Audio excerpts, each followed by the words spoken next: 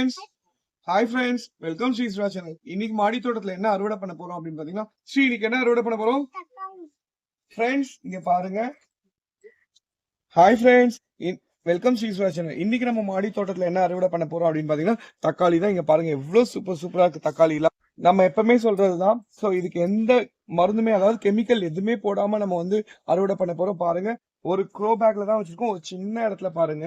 So ரொம்ப சூப்பரா வந்திருக்கு. இதுல பாருங்க இன்னும் காயும் இருக்கு, அப்படியே செங்காயும் இருக்கு. இதுல பாருங்க, இங்க பாருங்க தக்காளி பறிக்கலாம். எவ்வளவு சூப்பரா இருக்கு பாருங்க. கலரும் பாருங்க, ஒரு பூச்சி இல்ல. சோ ரொம்ப பாருங்க நம்ம ஆர்கானிக்கா நம்ம அறுவடை பண்றோம். ஸோ இதுலலாம் பாத்தீங்கன்னா ஒரு மருந்து இல்லாம பாருங்க. நம்ம எப்போ சொல்றதுதான் வீட்டு காய்கறி கழிவு, அதுக்கப்புறமா தண்ணி, அதே மாதிரி உரம் பாத்தீங்கன்னா அந்த வாழைப்பழம், பசுமாட்டு சாணம் இந்த மாதிரி தான் நம்ம டம்ப் பண்ணி வச்சு போடுறோம்.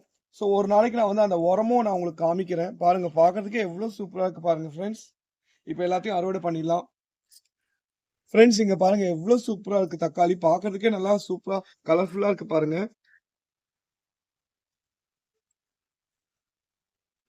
நம்ம தக்காளி எல்லாம் அறுவடை பண்ணிட்டு பாருங்க ஃப்ரெண்ட்ஸ் இன்னைக்கு பாருங்க தக்காளி எல்லாம் அறுவடை பண்ணியாச்சு.